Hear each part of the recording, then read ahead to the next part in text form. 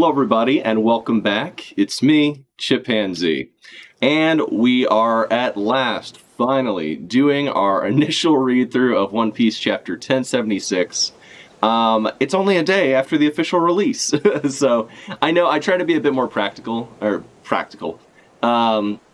That's not the right word. I try to be a bit more. I try to get these done early. I try to get these out when they're relevant. Just because that seems to be when they perform the best, you know, both on stream and when I re-upload the VODs onto YouTube.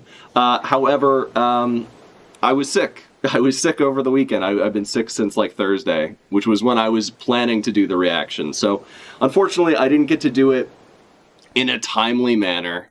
And I did not send a text, or not a text, I did not tweet about it. I did not update on Discord or anything like that. My schedule as to when I would, because I wasn't sure when I would be feeling better. But yeah, again, apologies for the wait, guys. But without further ado, let's get into it. I have been minorly spoiled to like a few details about this chapter. I just gotta put that out there on Front Street. I still haven't read the chapter yet. I'm still going in mostly blind, but there are a couple of things about this chapter that I know, and specifically, spoilers for anyone who hasn't read it yet. I'm probably the only one who reads weekly that hasn't yet, but I haven't read, actually, the things that I know are the things that I've heard, or like seen, like, you know, while scrolling through like Twitter or Discord, I've seen like some images from the chapter. I think I specifically saw something relating to Shanks. I saw some people talking about Captain Kidd. I assume that means we're going to be in Elbaf for at least a few panels of this chapter, maybe a couple pages, which I'm hype as fuck for, by the way. I'm like really excited to actually read this chapter, because honestly, the Elbaf stuff and like the Shanks and Kidd stuff is stuff I've been looking forward to for a while. So I'm very excited. I've been dying to get into it. I've just been kind of getting over a bit of a cold. So again, apologies for the wait. But yeah, without further ado, let's not waste any fucking time here. Let's get the fuck into chapter 1076. And I don't know the name for this chapter yet. We'll find out soon enough. Chapter 1076, something, soon to be determined. All right, here we go. So, in chapter 1076, we got Luffy and Dr. Vegapunk, the big-headed boy himself, Big Apple Boy himself, on the cover, looking great.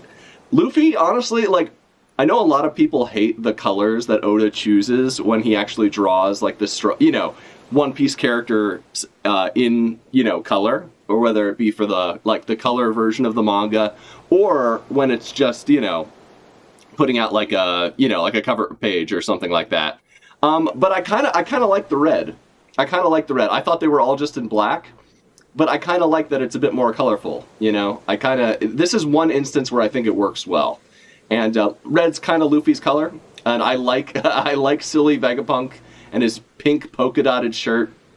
Very nutty professor. I dig it. I'm a fan. And we got Chopper in the blue, looking great, looking funny. Yeah, this is cute. This is good stuff. Very, very cute. I would read a whole manga in like an Adam Punk setting. In fact, I've been trying to read some more sci-fi this year. I ordered a bunch of Asimov books. I got some Octavia Butler, which is some good shit. So yeah, if you guys have any sci-fi recommendations, please let me know. Please comment. I'm always interested in expanding my horizons when it comes to, sci-fi stories and the like. All right. So we're on the cover of Shonen Jump, but now we got a cover page. We got Sanji's dick just flopping out for the world to see. I'm sure the One Piece cock editors are going to be turning this belt into a fucking wide wavy dong. And same with Zoro with his fucking 3 boners over here on the right. Or on the left. And of course, Brook, the bone boy himself. And Usopp's nose will also be turned into a penis. Of course. The cock editors, get on it. Get on your shit. If I can think of this shit, you guys should be able to do some creative stuff as well. So get to it, cock editors. Make it happen. Make One Piece. Make the One Piece is real again, please. Nami's looking kind of cute with her. So I'm not a foot guy at all. Just dispelling that rumor before it starts. But Oda always makes... He is not good at drawing feet. I have never seen him draw a foot. Like, whenever he has to draw a foot, it always looks awful. And this is no exception. Frankie looking great. Looking absolutely great. Robin looking fucking cute. This is a great cover spread. I like it a lot. Okay. So in the last we left our heroes, it was a bit of like kind of an Among Us thing going on. We had basically Luffy, everyone was split up into different groups, and then all of a sudden people started getting taken out, and it appears that they're getting taken out by the Seraphim, and fucking what's her name, Punk York got turned to stone. Just like my dick when I saw her butt last chapter. So that happened. Sorry, I don't know why I'm so like perverted today. I apologize. My bad, guys. My bad. I'll tone it down for the Christian audience members out there who wanna keep it PG. So, all right, okay. So the Seraphim, they're going around killing people. They're doing it Among Us. Who is the traitor? Who overwrote their cerebellum or their cerebrum? Who overwrote the command that was given to just have them stay put? It is either one of the Vegapunks. Some people were thinking Shaka. I was also kind of thinking Shaka.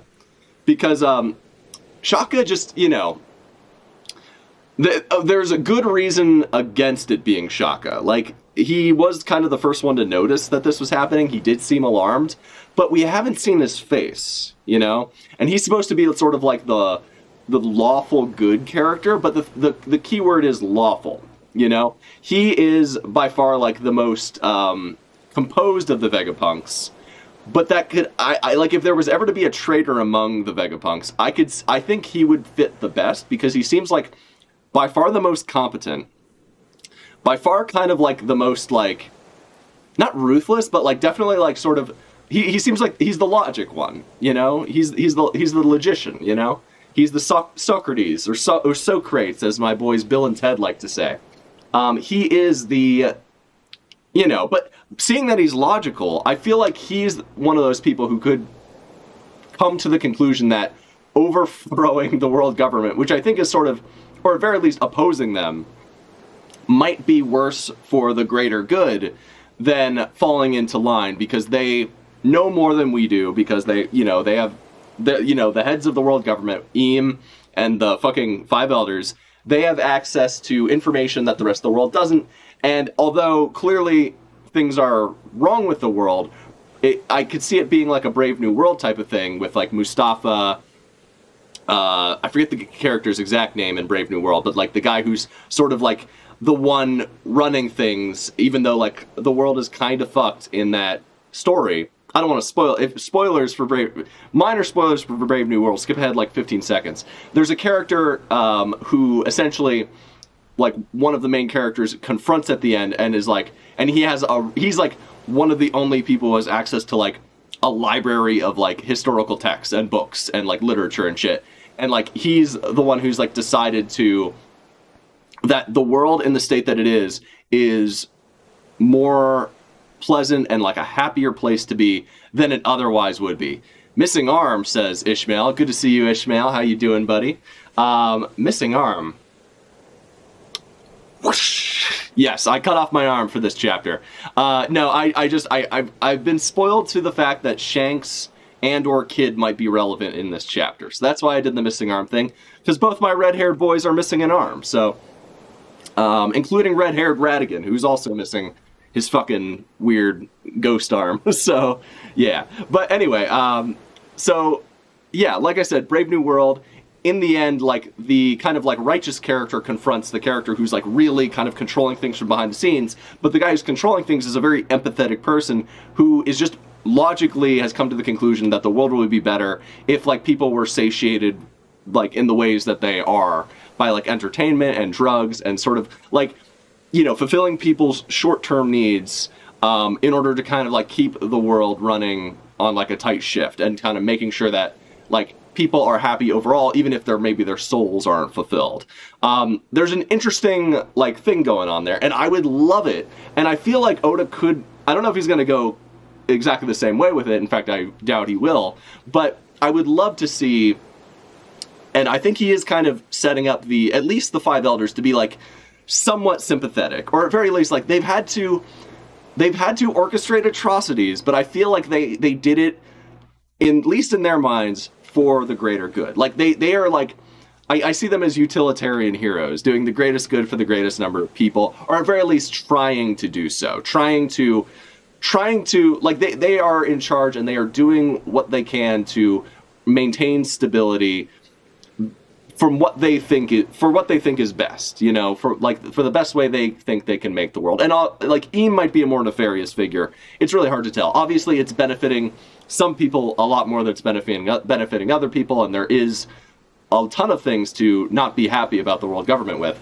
But I would like if Shaka were to end up being the traitor in this scenario, it would not surprise me, as he is the logical one, and I could see him logically coming to the conclusion that siding with, you know, pirates or whatever, or trying to just, you know, spread the word of what happened during the Void Century might be such a destabilizing force that could uproot the very foundations of the society in which One Piece exists, that it would be a potentially, at very least, a net negative for the world, and would, you know, basically, like, I don't know, like, I could see that, like, kind of same dynamic that we get in Brave New World sort of coming around to some degree with Shaka. Obviously, it would end very differently, because that's a story with kind of a sad ending. But anyway, let's see what happens now, because we have these guys, and they're apparently trying to kill these boys here, Lucci and Kaku, or Poochie and Kaku. Okay, so let's say we free you guys. So Zoro's talking to them. We got Punk Bear, or no, S Bear and S Hawk, the two most scary boys that Zoro has PTSD from, apparently. Let's say we free you guys. I can't see you letting us cuff you again later. That's not true. When we're out of danger.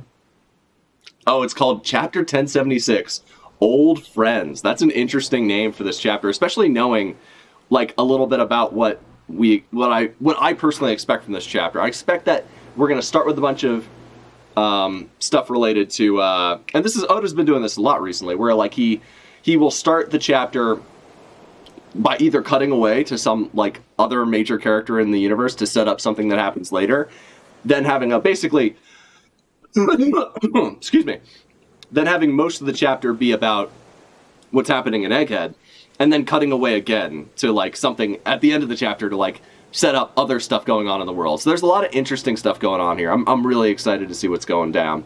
So, okay.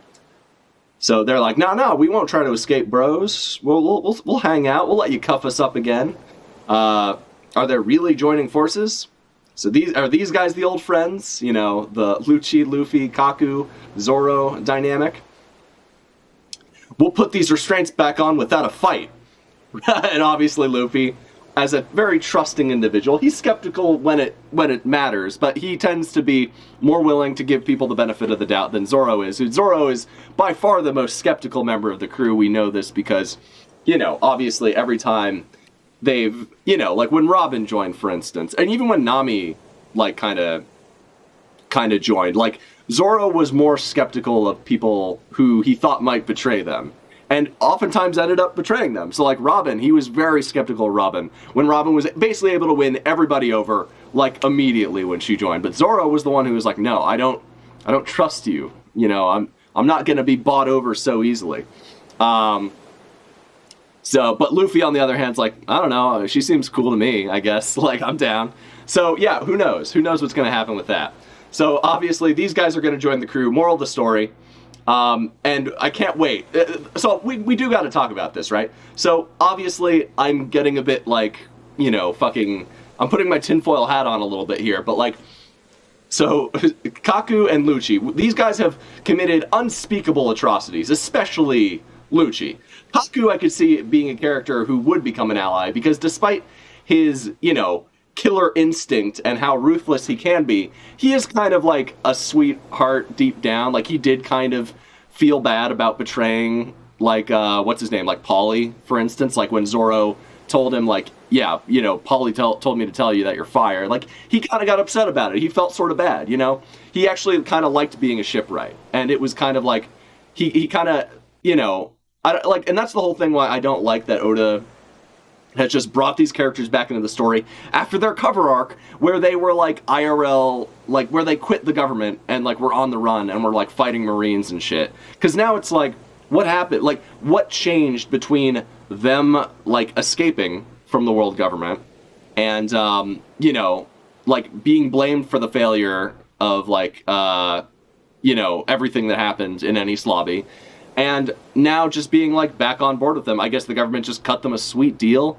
But like in that cover story, it seemed like Spandam and Spandime just like completely pinned it on them. So something overturned it. I don't know. Like, it's Oda, hopefully like, he explains it at some point, but it seems like a really big plot hole right now.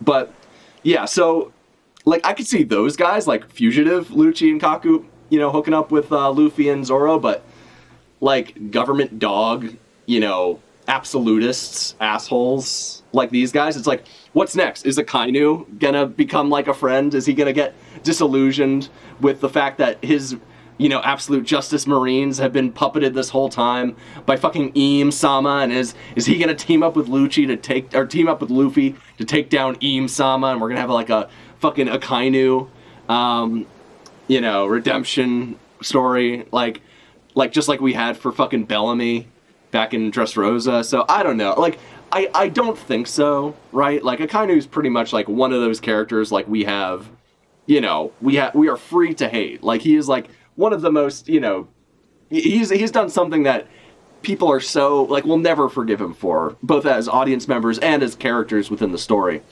Lucci is like kind of in the crocodile camp where he's done some awful shit, but he's just really like kind of like a cool badass, so we kind of do want to see him like partner up with our boys, which looks like is about to be what happens. So like Crocodile hasn't been redeemed per se, but he's basically been given like a free pass to like keep doing cool shit and like, you know, still be a part of the narrative despite him getting his comeuppance back in Alabasta. So we'll see what happens. I'm not like calling, you know, foul yet, but I'm just bringing these questions up to see like what, you know, what happens. Like how much of this are we gonna allow? How much? I mean, it's Oda's story. He can do whatever the fuck he wants, but like how much of it are we gonna be? Are we gonna accept and just be like, yeah, that's fine.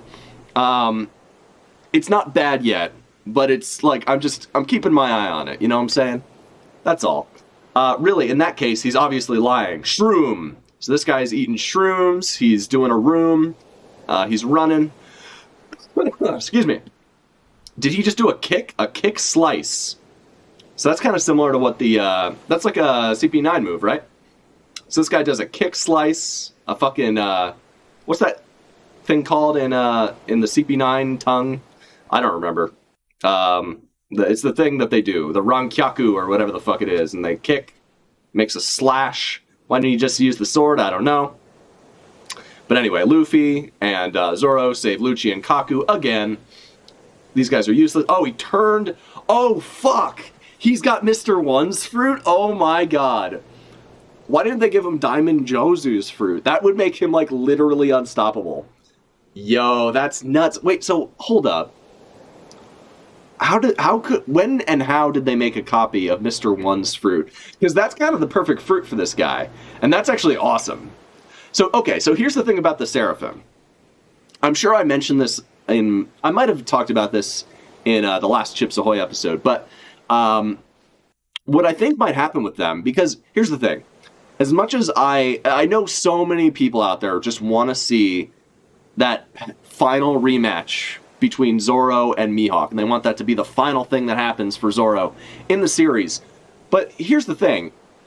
Like, I get it. I get that that's, like, you know, been set up in a lot of ways. But as far as I'm concerned, and I know this is controversial from what I've talked about with people, but, like, this is just personally the way I read things and the way, I believe Oda is taking the narrative.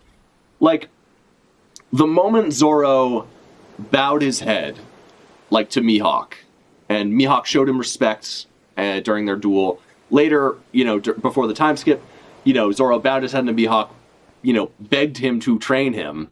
And then Mihawk was like, yeah, okay, I'll train you. Like, they have a different relationship now. They are not on a collision course in the same way that they were before. Now, I get that they are on different teams, technically different Yonko crews, whatever that means anymore. Yonko crew basically doesn't mean shit anymore. Like, let's be honest. Like, it kind of does. It kind of does. But it's like, Luffy and Buggy, like, 2+ years, like 3 years after they go to the Grand Line, become Yonko. Like, come on, man. Like, I don't know. How long did it take Shanks? It took Shanks like 6 years to become a Yonko, you know what I'm saying?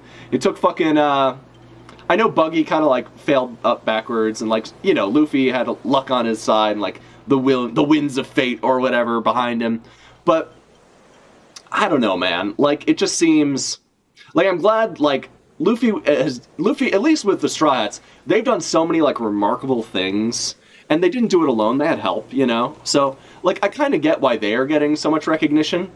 But I don't know. Like, it just, like, compared to the previous Order of Yonko, it just feels like it's somewhat unearned for them to be called Yonko now, because Big Mom and, like, guys like Whitebeard and Kaido had just been in power for so long, comparatively. It's fine. It is what it is, man. It's okay. But yeah, whatever. It's like not bad. I kind of like it, but it's something to think about. That's all. So like so the Mihawk Zoro dynamic is totally, in my opinion, it is not the same. They are the moment Zoro like begged Mihawk to train him, and Mihawk accepted and trained him. Like that, we just know that Mihawk is like a good dude, and like unless he's put in a situation where he just acts completely out of character for whatever reason, or him and Zoro just stop whatever other important shit they're doing that like drives the plot forward to be like, let's have our duel now. Like, I guess we got a duel, man, but it's the only two people left standing in the world that are like competing for the title of Pirate King are Buggy and fucking Luffy. Unless that's what happens, there is no way that Mihawk is Luffy's final opponent. What's more likely is that someone, in my opinion, takes the title of best swordsman in the world from Mihawk by defeating him, And I could easily see that being something like maybe Shiryu does, because Shiryu is kind of, set up as like Zoro's correlate with like the Blackbeard pirates. But unlike someone like Mihawk, he's like not really an honorable dude. He has like the invisibility fruit, so like he could totally be like a sneaky bitch and like potentially like beat Mihawk in an underhanded way or something, and then Zoro would have to like avenge his master, who he had respect for, and like despite them having somewhat of a contentious relationship, like that to me would make more sense, But I could also, and I kind of like this idea more now that the Seraphim have been introduced. I like the idea of, like, Zoro and this we know that the Seraphim are not fully formed. They are kids now because they are literally undergoing accelerated growth. So, with Seraphim Mihawk, or S-Hawk, I could see him, like, growing into something that potentially could, defeat Mihawk, potentially, and then being that final hurdle for Zoro having to fight like a beefed up Mihawk / King, which are like two of the strongest opponents that he's fought, and two of like the opponents that have given him sort of like the most trouble, to be honest, besides like Kuma, I guess. So excuse me.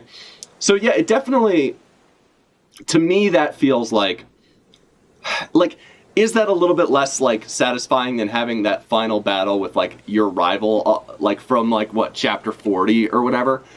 Yeah, I can understand why people would feel that way, but I already feel like that rivalry has been, just completely diminished, you know what I'm saying? Like, they are not like, up until, like, that moment where they became, like, teacher and student, like, there was easily like that build up to Zoro having a rematch with Mihawk, but ever since the time skip, it just doesn't like because we know he was trained by Mihawk directly, like, it'd be like, what if Luffy's final opponent was Rayleigh, or what if, like, Naruto's final opponent was fucking Jiraiya or some shit.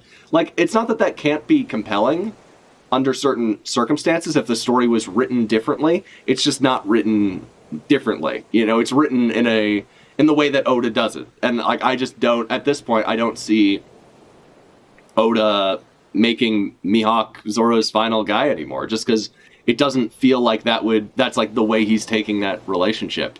And I'm open to it not being. I know a lot of people are like, I will quit One Piece, I will fucking forever hate it if those two don't fight. That's like the one thing I've been waiting for like the last like 20 years. I mean, if that's all you read One Piece for, man, I don't know, fucking, you know, die. I don't know, like, kill yourself. Like, I don't know what to tell you. Yeah, you're not getting what you want, you know. I would bet money. I know I've lost One Piece bets before, but I would bet money that we are not seeing that final fight. Because here's the thing about Zoro. We already know his whole backstory is like, he wanted a final fight with Kuina and he didn't get it, and that is like fucking traumatized him for the rest of his life. Like, he wanted to defeat his rival, he didn't get to. I could, like, if that same thing happens with Mihawk, where he never gets to, like, prove to Mihawk that he, like, surpassed him, and then he has to surpass whoever defeated him, but still feels like somewhat of an empty feeling inside. To me, that's like, Zoro has had not a lot of good characterization post-time skip.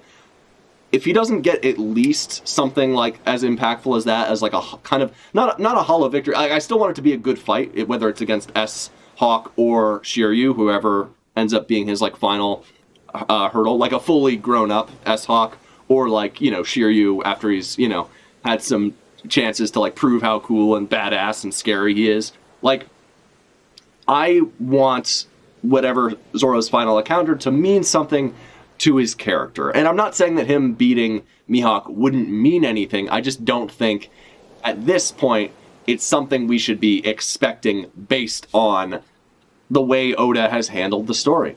And, like, to me, that is okay. Like, I'm interested in what could happen with Zoro going forward.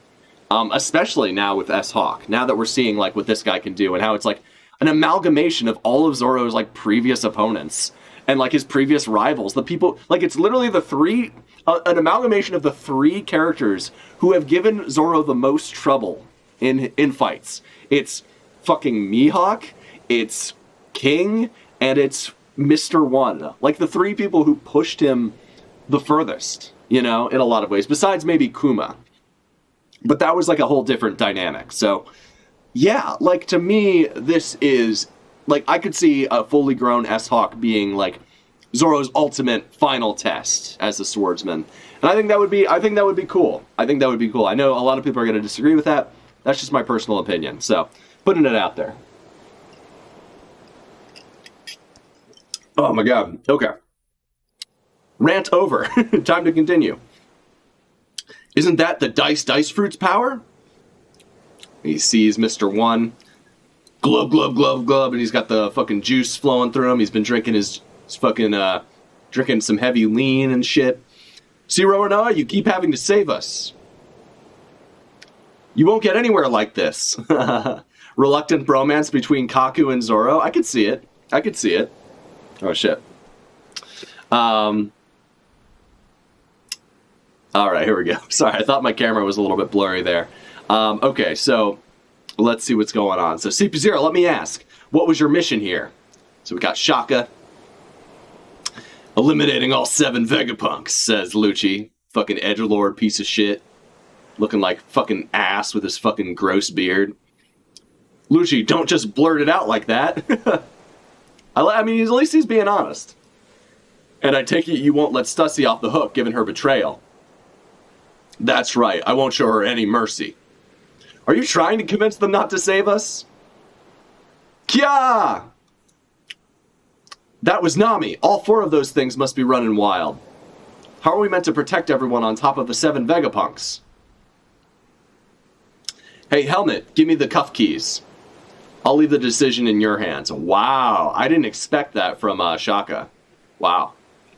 Also, like, the fact that the Vegapunks can't overwrite each other's commands is fucking stupid. That is a stupid rule. I get that they made that rule specifically for this type of scenario, so they could have, like, a fucking, Ender's Game, Hunger Games type of shit thing going on here, but I still think it's dumb. It's, like, so arbitrary and, like, something a fucking genius would not do, because it's stupid.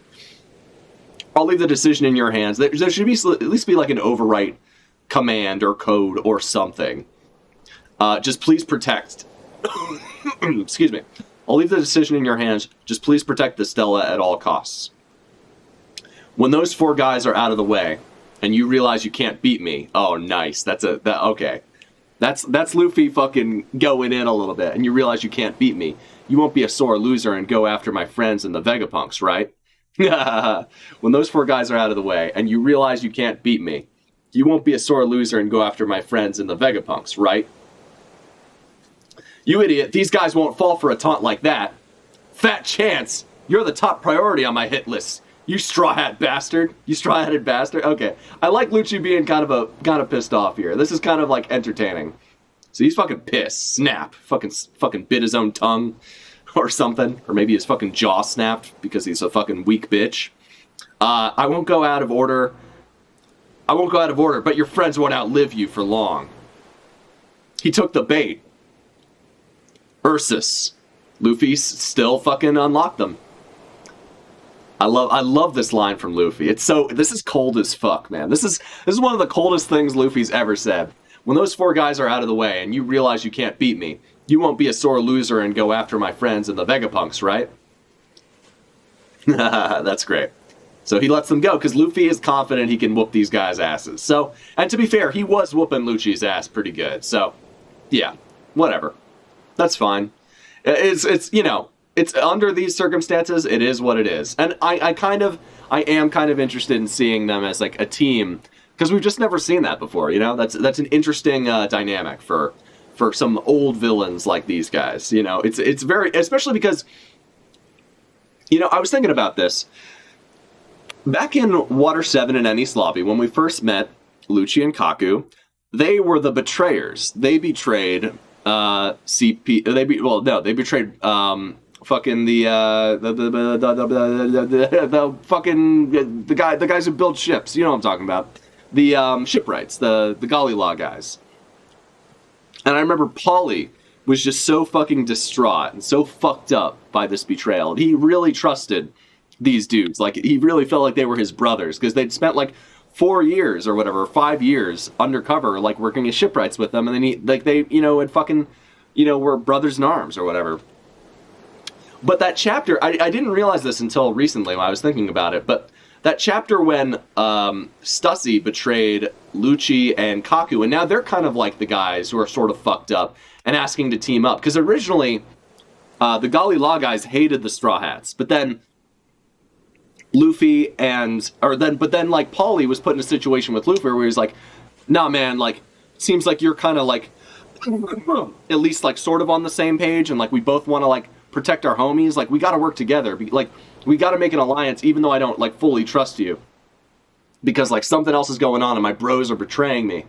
And like now Lucci and Kaku are kind of, especially Lucci, he's the one who seems like the most fucked up by this betrayal. Like he seems like actually like pissed off, more pissed off than I've ever seen him. He's normally like a cool, calm, collected guy. He is pissed, and like genuinely, he's like genuinely like, I'm going to fuck up Stussy, like, which is kind of what Paulie said about these guys. So like, it's interesting to see the role reversal. Like Lucci has sort of become the new Paulie, and it's an interesting like turn for this character. And I'm actually, it's like, I wasn't super interested in their involvement, and I didn't like the way that Oda kind of like retconned their the outcome of their cover story. But I will say they are growing on me. Like this dynamic is becoming more interesting the further into the arc we get, because of all the twists and turns and like the role reversals. It's interesting. I'm enjoying it. So Ursus shock. So he sends a big Ursus shock at these boys. Is Shaka dead? Who knows? Uncuffed these guys. Gear 4th. Okay, nice. So we're seeing Gear 4th. First time we've seen that in a while. Gear forth, gum gum. Sorry about this, Bonnie. I like that he said that. I like that he thought of Bonnie when about to attack Akuma. He's like, yo, sorry about this, but I'm gonna fuck your baby dad up. And Lucci also transforms, so they do it together. Kong Gun, 6 King Gun, which is that attack he used to fuck up what's his name? Well, he used it to fuck up Atlas, but he also used it to fuck up Luffy back in their old fight. So, and he's not awakened right now. He's just in his like big cat form. So, cool. This is cool. This is a fun combo attack. And then, nice. Okay, so we got Kaku and fucking Zoro. Tempest Kick, White Thunder. And they fucking rush S-Hawk, which is base. That's awesome. And it seems like Kaku's improved. I like Kaku's fighting style so much because it's like a combination of Zoro and Sanji. You know, he uses like blades, but his feet are blades, and he kind of has like that swift like quickness that Sanji has. So it's interesting. This is an interesting team up. But he's also got the face of Usopp, you know. So there's that. 6 King Gun, so they kind of fuck him up a little bit, although these guys are fucking durable as all hell. Like, doesn't look like that did much of anything, to be honest. I mean, these guys look badass as a fucking team. That looks awesome. I mean, it looks like they kind of fucked him up. Or very least sent them packing, like, through, like, multiple walls. Like, goddamn. Absolutely sent them fucking flying. Deep within the lab.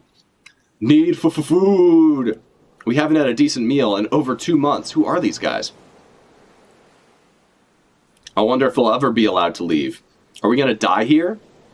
World Government Intelligence, CP5, CP7, and CP8 agents. So they have been... Have they been trapped by Vegapunk for over 2 months? And is that why they're investigating him?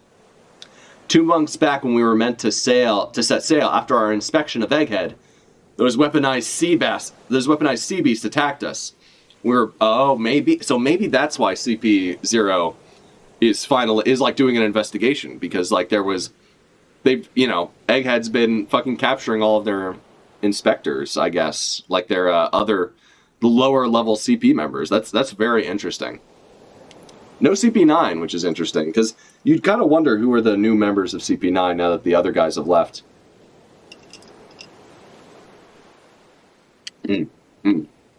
Okay. Those weaponized sea beasts attacked us, and we were brought back to Egghead, to the island. Then all the other agents that came to look into our disappearance met the same fate too. So I figured you were the one behind it all. Dr. Vegapunk. Oh shit. And his fucking tongue's on the floor. Man, that sucks. I like that the tongue looks like a tie. But he got fucked up. Did Bonnie fuck him up? And just like fucking shackle him somewhere? Dr. Vegapunk, Jangle. Sorry, I'm afraid I had no idea. To think this was happening on Egghead right under my nose. How troubling. This whole affair has been baffling from the start. Word leaking to the government about our researching into the poneglyphs should have been impossible. So, Vegapunk confirms, like, they've been doing research into the poneglyphs. Interesting. So someone leaked it, even though they've been capturing government officials, and apparently, according to Vegapunk, he didn't know that they were detaining guys like this. So that's kind of confusing. I wonder if that's true. I wonder if it's not true, like, who did it? Who was involved? And also, like, that's two different things. Them detaining government officials and then, excuse me. Them detaining government officials is, like, a whole different beast from the other accusation, which is word leaked to the government about Vegapunk and them researching poneglyphs. So, that's interesting. The Navy has successfully deployed from Branch G9. We have over 100 ships of all sizes en route, all heading for Egghead. Understood. Oh shit. What's this? I see. I see we're cutting away. Are we getting Elbaf? Maybe. It kind of reminds me of Elbaf with the fucking way this. I remember from Big Mom's flashback, they had a lot of like kind of log cabins. That was a big running motif. The Navy has successfully deployed from Branch G9. We have over 100 ships of all sizes en route, all headed for Egghead. So 100 ships with Kizaru and Saturn or Jupiter or whatever his name is heading for Egghead. So that's a pretty big force. That's formidable. That's way bigger than a Buster Call, because a Buster Call is like 10 ships, 100 ships. That's more than a fucking. I feel like Egghead might get the Eam treatment, where he just like crosses a thing on the map and it like gets destroyed. I've also seen some people speculate that he might have like the map fruit, where he essentially is able to adjust a map, and then that kind of like he basically, like, him having the map fruit means like he can just like see something on a map, but he can change like the world map that he has, and then literally it gets changed in the real world. That would be kind of interesting. And like, when considering how important the world at large is, and how he has been able to just like erase like land masses off the face of the planet. I mean, that could just be, you know, him using like fucking Pluton or some shit, or Uranus, or Uranus. But who knows, man? Like, it could be either one. It's an interesting concept. Excuse me. Still getting over a cold, guys. I apologize. A bar at a small port on a certain island in the New World. Take me with you. Take me with you. Take me. Come on, man. So we got a couple ships. Is this Foxy, the Silver Fox's ship, and Beppo's dad's ship? I don't know. No, it can't be. Also, who's this? I like this girl's design a lot. Like, it's very different from, like... who's this kid? He looks cool. Man, okay. And these guys all look like Vikings and shit. Very Viking vibe going on here. So is this the kid that's asking to come with? Don't be dumb. There's no way. Is this Shanks? There's no way I'd bring a hot-headed kid like you. So is this Luffy 2.0, this little Viking boy? Don't be dumb. There's no way I'd bring a hot-headed kid like you. What if Shanks has a bunch of Luffys just around the world? He gives them all different hats. Like, he gave this kid his fucking cool Viking hat or something. And he's just been giving kids hats just to try to inspire kids to go out, become like awesome pirates when they grow up, and then like, you know, basically like try to find the One Piece. Like, maybe that's his goal the whole time. It's just been to like inspire a bunch of kids by being like a cool guy, like a cool stepdad, basically. So there's this Bizarro World Luffy, Bizarro World I mean, this has got to be Shanks, man. It looks just like him, with the fucking wavy hair and the fucking way his fucking cloak looks, and the way he's drinking. And this, we got Bizarro Makima. Why don't you give it up? You'll make all the other captains jealous. No way. No way. I really look up to the chief. And of course, it's Shanks. Boss, that bastard's actually attacking us. So far, they've just been scraping with our youngsters, but what do you want to do? Seems like it'll turn into a full-on battle soon. I don't know whether you'd call this good or bad timing. We were just about to set off. So that ship next to them is attacking them? Okay, so this Fox ship is Shanks' ship, then. I didn't recognize it. I thought it looked familiar, but I wasn't 100% sure. I thought Shanks had a dragon on his like fucking masthead, but I don't know. I guess this ship next to them is fucking attacking them or some shit. And this is okay. So we got Rockstar. I'm trying to remember the names of Shanks' crew members. So we got Bonk Punch, which I think is this guy eating this big piece of dinosaur meat. I don't know who this. I forget this guy's name, but this guy's Rockstar over here, the one that's telling Shanks like, "Yo, we got a situation." And then we got Monkey, who I think is just called, like, you know, fucking Beastars or Animal or something, you know, something like that. Something that describes, like, a fucking animal, basically.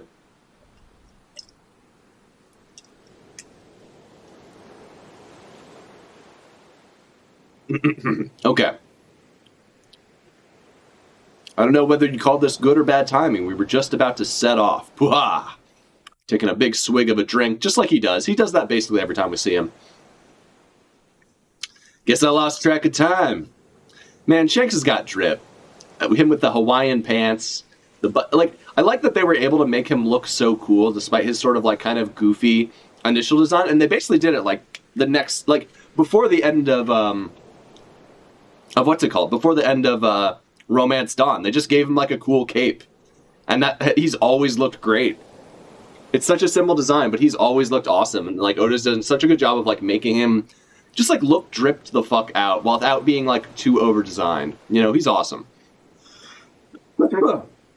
Like, I think people suck Shanks' dick a bit too much, considering we haven't seen him do anything besides like fucking flex his hockey a few times, and like tell some people to stop fighting.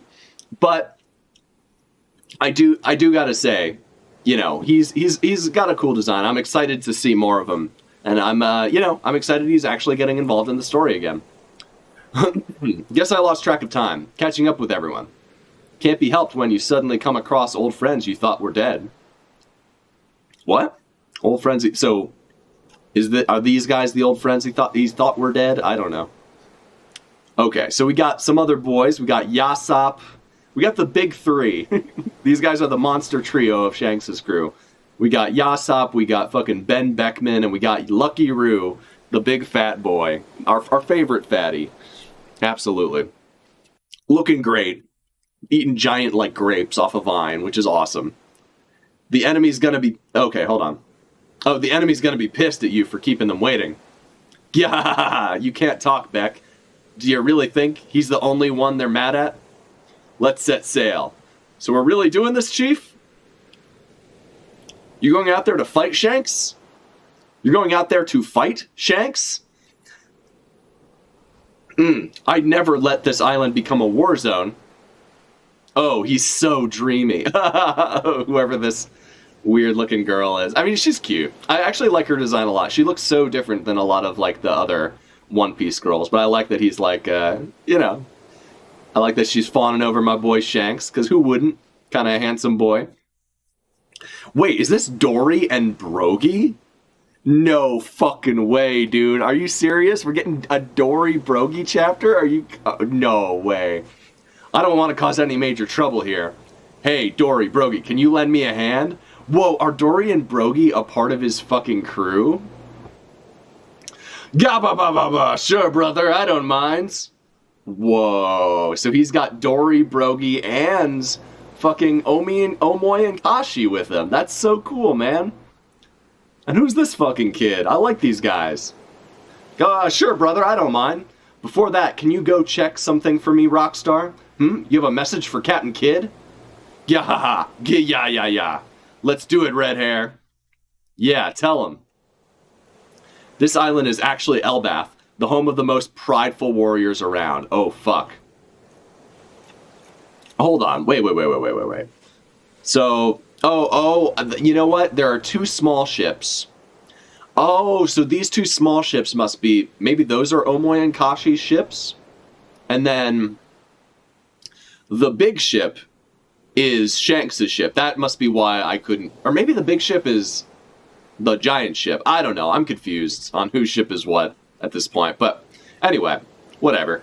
I'm following along. So, hey, Dory Brogy, can you lend me a hand? That's awesome. I did not expect to see the giant warrior pirates coming back in this chapter. And it looks like before that, can you go... alright, before that, can you go check something for me, Rockstar? Rockstar being kind of like the messenger boy of the crew, which is great. And I love that Ben Beckman still carries his fucking rifle like it's a fucking club. That's always been like the most badass thing ever. I love to see it. And the Shanks boys, they're going to fucking war. And little giant boy. So wait, is this girl a giant too then? This funny barkeep girl? I guess this is a giant bar. Interesting. So maybe they were already at this island and Shanks and... so maybe Shanks... You know, a lot of people had predicted this, including myself. I was thinking, like, Shanks must be affiliated with Elbaf in some way, because it just makes the most sense. It makes the most sense. Elbaf is a place we have to go to. It makes sense for Shanks to be a big plot point there, and, like, a big person there. And, like, that, you know, him being friends with them makes all the sense in the world. So, yeah. Sure, brother, I don't mind. So, we got these boys. It's good to see them again. They're looking great. I guess they stopped their 100-year duel, for at least for now. Before that, can you go check something for me, Rockstar? You have a message for Captain Kidd? Yeah, tell him. He has a choice. He can either hand over his road poneglyph rubbings and scram, or he can risk fighting me. Damn, okay. Okay. So Kidd is already on the island. Interesting. Kidd is already on the island. Warland, Elbaf, New World. Those ships on the horizon are all his, including the ones lagging behind. Fuck, dude. Fuck, we're gonna get to the Shanks versus Kidd. Shit. That's what I'm talking about, dude. That is the good shit. So, like, I remember, you know, people being a little bit upset with the way Kidd was handled in Wano, and I kind of get it. I think he was fine. Like, but I do agree that, like, some of his, like, moveset could have been more interesting. But, and, like, the fact that Law got so much time in, like, Punk Hazard and then Dressrosa, comparatively to Kidd, and then still got to, like, kind of, in some ways, maybe outshine Kidd a little bit during the Big Mom fight. Not entirely. It was a team effort. And Kidd, you know, did some cool shit, especially with the railgun and with, like, some of his cool moves. Like, his assign was really cool. But, like, I get it. You know, I get why people, like, wanted to see more from Kidd. I am so fucking glad that he is, like, still relevant. And that Law has, like, I don't even hate Law, but I'm still, like, he is that kind of, like, edgy character who's sort of, like, a fan favorite just because he's sort of, like, not really a One Piece character. And, like, people who, you know, want to, you know, people who, like, you know, came over from, like, Bleach or One Piece or whatever, like, really like Law, because he is, like, he's, like, Zoro, but even more edgy, right? It's like, just without a lot of comedy to him. And he has his place, and he has some good moments, but, like, I don't like him that much. Like, he's not my type of character. But I am excited to see, like, what's it called? Like, I'm excited to see, like, I was hoping that Kidd would get more screen time to kind of balance out the amount of, because he, by far, like, it's Law, Kidd, and Luffy who are, like, the three that were highlighted as, like, real deal rivals. So I'm excited to see what happens with Kidd and Elbaf, especially now that we know that Shanks is involved. It sounds, you know, this is like, it's been built up now. We know that, you know, Shanks was the Yonko that Kidd wanted to target when he paired up with Apu and Hawkins. Like, he was the one who were like, they can go after Kaido, we're going after Shanks. And he only diverted his attention to Kaido and Big Mom because they got in his way, because they, like, you know, they fucking showed up. They you know, like, Kaido fucking busted his fucking home turf up. So, you know, he had to take a detour to deal with them. But at the end of the day, he got his arm cut off, presumably by Shanks himself, and now he's, like, you know, out for revenge, you know, which is awesome. Like, there is tension here, and it's interesting, and I'm excited to see it. And that was the whole thing with the Big Mom fight. Like, as much as I thought that fight was, like, mechanically super fun, and, like, really tense, and, like, really entertaining, like, probably my favorite fight in all of Wano, probably. Maybe, like, the only one that comes close are, like, the Robin Black Maria, and, like, Sanji Queen. Those are the two other fights that I liked, like, about as much. But, like the Big Mom versus Law and Kidd was probably my other favorite fight. It was just so good. And, like, I really wasn't sure if they were going to be able to beat her or not. And that's what made it so entertaining, was, like, it was, like, thinking, like, are these guys really going to pull it off? Like, that was so cool. And, like, I'm so excited. I'm so excited to see what comes of this conflict. Like, it's really interesting. Like, this, like, don't get me wrong, Egghead's been great. This is hype as fuck. Like, this is, like, I'm more excited for the Shanks Kidd conflict than basically, like, anything else in the story right now. Besides, like, I'm excited for the Garp versus the Blackbeard pirate stuff as well. But, man, this is fucking hype as shit. I love this. He has a choice. He can either hand over his road poneglyph rubbings and scram, or he can risk fighting me. Warland, Elbaf, New World. Those ships on the horizon are all his, including the ones lagging behind. Nice. So they're already fucking fighting. They're already in conflict. They're allies of the red-haired pirates. Every one of them seems like a big shot, and they're all sworn to the Emperor. Last time, it was completely one-sided. They took your arm before we even got a glimpse of Red Hair himself. Wait, so who took his arm then? That's what I want to know, is like, who cut his arm off? And this must have been like when they first entered the New World, like a long time ago. And obviously his arm aches. Last time it was completely one-sided. They took your arm off before we even got a glimpse of Red Hair himself. Fa fa fa. Alright, more of... Okay. Wait, who are these guys? They won't settle for an arm this time. Make way, the Chief's coming through. Chief! I'm so glad to see you, Chief. You too, Beckman. I feel like we totally owe you protection money. We don't do that. They'll take your life instead. Ha ha ha! Only if I lose. Bold warriors face off. Yo, let's go. The red-haired grudge match. That's what we're about to get here. And it's fucking sick. It's fucking sick. That is awesome. That is based. I'm rooting for Kid, man. Like, don't get me wrong, I love myself some Shanks, but like, I have no idea how this is gonna resolve. But Kid's at least gotta put up a good fight to like kind of, you know, like a lot of people, you know, Kid's been written off as like useless Captain Mid, but nah, man, I got faith that Oda likes Kid almost as much as I do. So, and I like Kid for a lot of different reasons. I like his tenacity. I like his, you know, uncompromising attitude, although he obviously can compromise under circumstances like working with Law and like keeping Big Mom busy so Luffy could have his 1v1 and stuff. But you know, he's a proud character. He's a fucking based character. He's kind of Joker pilled. You know, I like I like how much of a fucking rowdy fucker he and his boys are. And I really want to know more about this history. So I assumed that it was Shanks himself who chopped the arm off. They took your arm before we even got a glimpse of Red Hair himself. They won't settle for an arm this time. Wow. They'll take your life instead. Ha, only if I lose. Nice. Well, shit, man. Well, shit. That's a good chapter. That's a good chapter right there. So we still, you know, we have a bit of a team up. We got you know, obviously not a ton of movement on the Egghead front. We know that some shady shit's going down, but like honestly, like I don't really care about that part of the plot that much right now because the rest of the chapter building up to this conflict between Shanks and fucking Kid is really, really fucking cool. And I hope it doesn't just go the same way that it did with Kaido, where Kaido just like fucking, you know, like, and this happened before Kid had like awakened his devil fruit and before he had like trained in prison with Luffy. So like I assume things are gonna go differently this time, but we just have to see, man. We just have to see.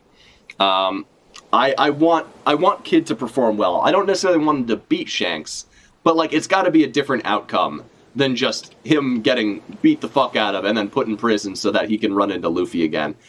And like it's really interesting to see that like Luffy and his homies ended up on Egghead, or the Strawhats ended up on Egghead. The Heart Pirates ended up in a conflict with Blackbeard, another Yonko, and then fucking what's his name? Kid also ended up in a conflict with Shanks, another Yonko. So, damn, the story's moving forward, and it's super interesting. Every major character, every major player is doing interesting things right now, and like Oda is setting up all this shit, and he's gonna knock it down in such an interesting way. And I can't even like fully like make a prediction as to what's gonna happen. And like I don't know. Like I'm excited. Like this is definitely the most excited I've been for like the future of One Piece in a while. Like Wano had definitely some great moments, but I think there were certain aspects of it that were a bit too like I just didn't really like the way certain things were handled and like the way certain characters were handled specifically, especially you know, I liked the way Kid and Law were handled for the most part, but like other Supernova, like Drake and Apu, I thought were handled pretty poorly. You know, like Zoro could have been handled better. He was okay, but he could have been. They could have done a lot more. You know, I think they kind of, you know, Oda had almost like too much going on, and like my one worry about all these like eggs he's setting up is that some of these situations might not have very satisfying resolutions, or we'll get like we won't see what happens. Like with Law and what's his name, Blackbeard, I'm okay with us not ever seeing the fight, because as long as Blackbeard comes out on top, which it seems implied that he would, based on the way that conflict was going, I forget what I was going to say. Like he basically, the point is like as long as Law loses and gets captured or beaten or whatever, like, you know, like he loses that encounter. Like there's no way Blackbeard is losing to Law. Like I don't see it.